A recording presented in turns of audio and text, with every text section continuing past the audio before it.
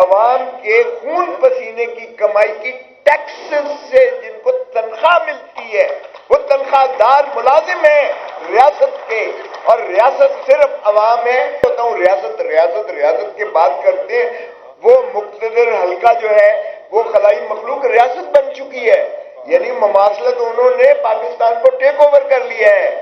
خدا کا خوف کرو بھائی، آپ ملازم ہو، آپ ادارہ بھی نہیں ہو، ادارہ بھی نہیں ہے، اور ملازم جو ہے وہ جو یعنی مالک ہے وہ اس پر حاکمیت کر رہا ہے. یہ بھی عجیب بات ہے. ملازم اور واجب ہے، چاہے وہ آرمی چیف ہے، چاہے وہ چیف جسٹس آف پاکستان ہے، چاہے وہ صدر پاکستان ہے، چاہے پرائم منسٹر ہے، چاہے کوئی بھی ہے، اس پر واجب اور لازم ہے. تو پھر کل کی ایک مضحکہ خیز پریس کانفرنس تھی جس میں ماشاءاللہ ایک ڈی جی جو ہے ISPR نے ایسا احاطہ کر کے دکھایا کہ ہم غلام ہیں. اور یہی بات جو ہے بار بار عمران خان کہتا ہے کہ میں غلامی کی ان زنجیروں کو توڑ کے رکھوں گا. ملازموں سے مفاہمت کر دی جاتی ہے، وہ پہلے ہمارا حق تو مانگے. معافی کی باتیں کرتے ہو، اور معافی تم مانگو. معافی جو تم نے 35 سال 40 سال اس ملک پر قبضہ کر کے مارشل لاء لگا کر رکھا ہے، مارشل لاء لگا کے عوام کو اور پاکستان کو جو ہے آپ نے جس ذلت اور رسوائی میں دھکیلا ہے، معافی تم مانگو اس عوام سے اور پاکستان سے. معافی کی باتیں کرتے ہو، پھر معافی کس لیے مانگے اور کس سے مانگے؟ تمہارے سے.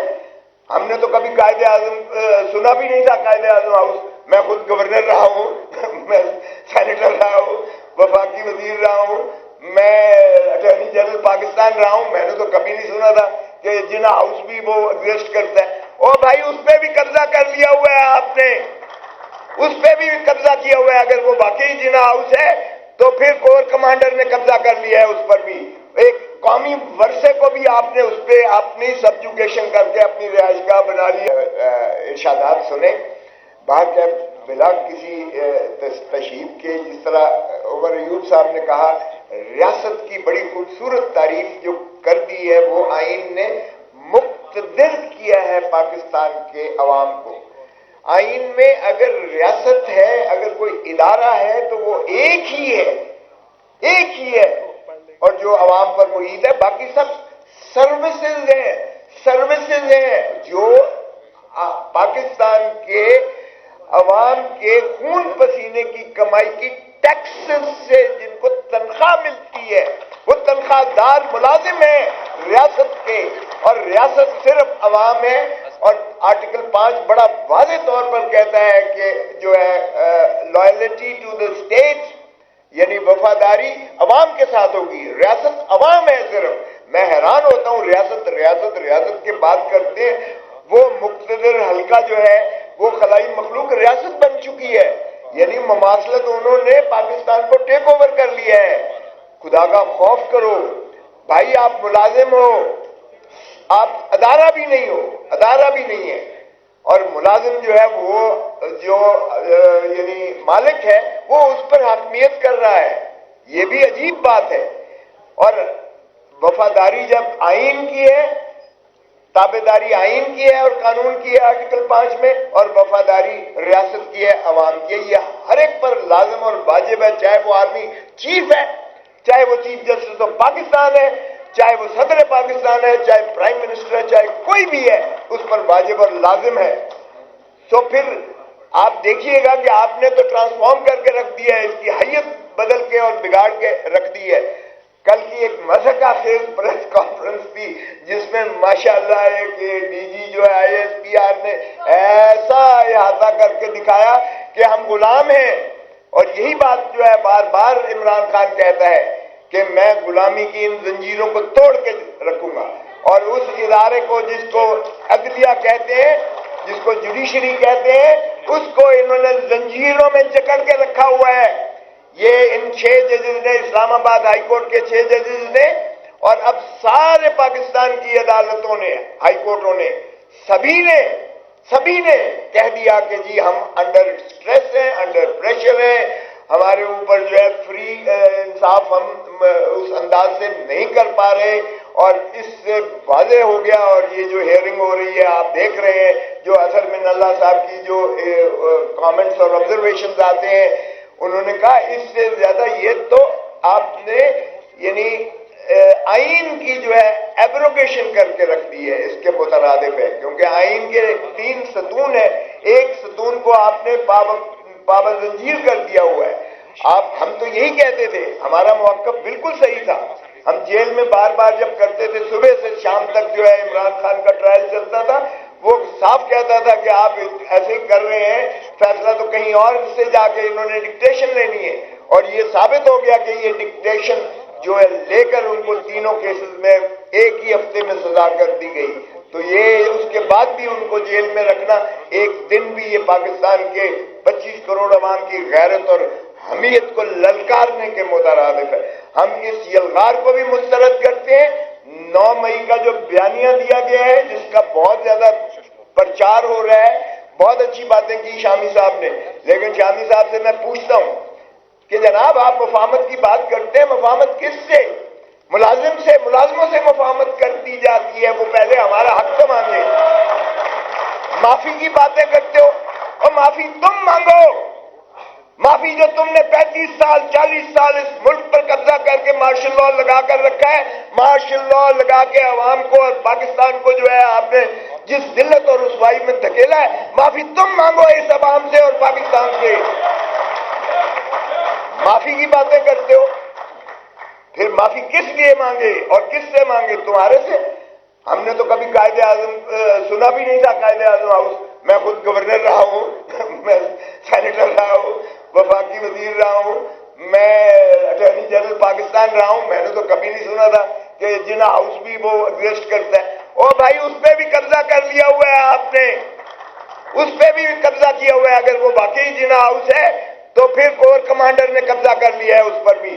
ایک قومی ورثے کو بھی آپ نے اس پہ اپنی سبجوگیشن کر کے اپنی رہائش گاہ بنا لی، اپنا گھر بنا لیا۔ باقی چیزیں کہہ دی گئی ہیں، میں اس لیے دہرانا نہیں چاہتا نہ آپ کے درمیان باقی زیادہ دیر۔ لیکن آج جو تشدد، میں لاہور سے سیدھا آ رہا ہوں، آج جو تشدد کیا گیا ہے وکلاء پر، پرامن وکلاء کا احتجاج تھا لاہور میں، وہ ہائی کورٹ میں آنا چاہتے تھے اور وہ جو ہے اپنا کراچی ہال میں آنا چاہتے تھے، بار میں آنا چاہتے تھے احتجاج کناں، اور اس قدر آنسو گیس کیا گیا، اس قدر لاٹھی چارج کی گئی ہے، اس قدر تشدد کیا گیا کہ سارا گرد و غبار جو ہے پھیلا ہوا تھا، اور 100 کے قریب جو ہے وکلاء کو گرفتار کیا گیا ہے۔ اس جمہوریت کی بات کرتے ہو، یہ پنجاب میں تو پولیس اسٹیٹ بنا دی گئی ہے، اور یہ اس لیے خوف پھیلایا گیا ہے تاکہ کل جو ہے پاکستان تحریک انصاف کا پرامن احتجاج سے مانے رکھا جائے اور ایک ایسا تاثر دیا جائے کہ جی دیکھیں کوئی بھی نہیں نکلا، اس میں تو احتجاج ہوا ہی نہیں ہے، لہذا ہم جو کہہ رہے تھے ہمارا بیانیہ صحیح ہے۔ پہلے سمت کو درست کریں۔ آئین کی بالکل پاسداری تبھی ہو سکتی ہے جب اپنے آپ کو یہ سروس سمجھ کے اور آئین میں یہ دیے ہوئے عوام کے اقتدار کو تسلیم کریں۔ اس کو بھی شرم نہیں آتی جو کہتا تھا بار بار اور بڑے بانگے دور کہتا تھا ووٹ کو عزت دو۔ او بھائی، اب تو شرم بھی نہیں آتی ہے تمہیں یہ کہتے ہوئے اس بیانیے سے ووٹ کو عزت؟ اب کدھر گئی تمہاری ووٹ کی عزت؟ مجھے جب اس نے خواجہ سعد رفیق نے مبارک دی کہ اپنی شکست کو تسلیم کر کے مجھے جیتنے کی، کیونکہ پاکستان لاہور پاکستان کا دل ہے اور میرا حلقہ لاہور کا دل ہے، تو اس نے جب مجھے مبارک دی میں نے کہا کاش یہی اخلاقی درس تو اپنے بڑوں کو بھی دے دیتا۔ نواز شریف اگر ڈاکٹر یاسمین سے ہار گیا تھا تو اگر وہ یہ تسلیم کر لیتا تو اس کے قد کاٹ میں اضافہ ہوتا اور اچھی روایت بنتی۔ اگر شہباز شریف ہارا ہے لاہور سے، کیونکہ مجھے پتا ہے کہ لاہور سے ایک سیٹ مسلم لیگ نون نہیں جیتی ہے، جو کہتے تھے لاہور ہمارا گڑھ ہے، اور شرم آنی چاہیے خواجہ آصف کو جو کہتا تھا کوئی حیا ہوتی ہے، کوئی شرم ہوتی ہے، اب اس کو خود یہ میں اس کے الفاظ دہراتا ہوں کہ بھائی تم ریحانہ ڈار سے ہارے ہوئے، اتنی بری طرح سے ہارے ہوئے، اور تم آج وفاقی وزیر بنے بیٹھے ہو، اور گھس بیٹھیوں کو پہلے نکالے تو صحیح۔